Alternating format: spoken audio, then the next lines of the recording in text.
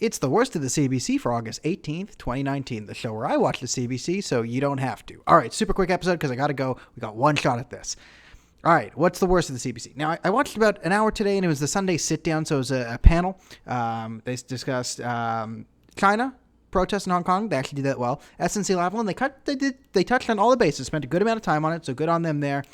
They did cover everything except for the part of concentration of powers and that point, but I made that on the page. Then they covered Maxime Bernier and him not being allowed into debates. And that was just as terrible as you thought it was. Maxime Bernier, oh no. And then, just slagging Maxime Bernier, strawmanning his position. He wants to cut immigration caps. Oh, yeah, so do 2/3 of Canadians. And the person who hosted the Safe Space podcast, literally the same thing. It's just like, and Maxime Bernier has done things like speak out against Drag Queen Story Hour. The horror. Who wouldn't want their kids exposed to a Drag Queen Story Hour where you can learn about twerking and other things from drag queens? I mean, the nerve of Maxime Bernier. But I did watch there was some news after that I did get to watch, and that was pretty CBC-ish. So the worst story, and this is in honor of Maxime Bernier. How could Maxime Bernier even exist? They covered a story about a refugee ship not being allowed. It's not a refugee, sorry, a migrant ship not being allowed in Italy, just saying no. And of course, they showed the migrant ship, and there are two things that were not on that migrant ship. Can you guess the two things not on the ship of migrants going into Italy? Yes, women and children. Not present on that. So, and they're just like, oh, how could they do that? And Israel's far-right interior minister Salvini has made a name for just allowing these migrant ships. So they're not even calling them refugees. Good thing they're not even calling them refugees. But they're like, how are they not allowing them in? And Italy has done things, which good thing is like imposing a $50,000 fine, or 50,000 euros, so it's about $75,000 fine on ships that dock there illegally, right? And they were saying, well, this is bad because some of these ships are run by charities.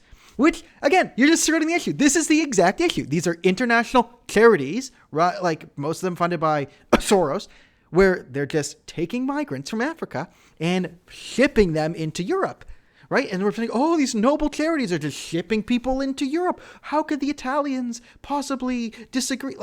And you wonder why people are turning to parties like people like Salvini and Maxime Bernier who say, no, we're going to stop this. Like, good on Maxime Bernier when he says those are fake refugees coming in from America. To be fair to Andrew Scheer, Michelle Rempel, immigration minister, did say they would close the border as well. So they do have the same policy on the fake refugees. So both of those parties are Conservatives and the People's Party are good on that issue. But it was just so funny to see how poorly they covered it. Even though they said like all the facts for you to kind of figure out, wait a minute, just the way they're covering it was pretty funny. So that was the worst, most biased story of the day. The biggest omission, if you remember yesterday, we had a far-right march of evil Proud Boys countered by the noble left-wing anti-fascists. Well, good news, they're now far left. Because I'm saying the biggest omission is, remember they're talking about, oh, we're covering live, we're on the ground in Portland, we're going to find out, is there violence? Well, there was no reports on the violence, just far left, far right, yeah, Portland happened. Could that be because there are videos of Antifa attacking people with hammers? A video of Antifa attacking in a crowd a 10-year-old girl and a man who were separated from the other group? Like, right? We're searching, right? We're just there. We're live. We're looking for violence. We're going to find something. Oh, yeah, the people we like assaulted people. Yeah, we'll just never report on that again. So that's biggest omission of the day. All in all, because it was so hard for me to judge, we're just going to give this a watch. We'll just call it 5 out of 10 Rosemary Bardens. If you want to bump it up to a 6 so it fails, or you want to keep it at 5 so it passes, I'll leave that decision to you. So you choose the amount. It's choose your own Rosemary Barden day. So thank you so much for watching. I got to go. This has been the worst of the CBC. See you tomorrow.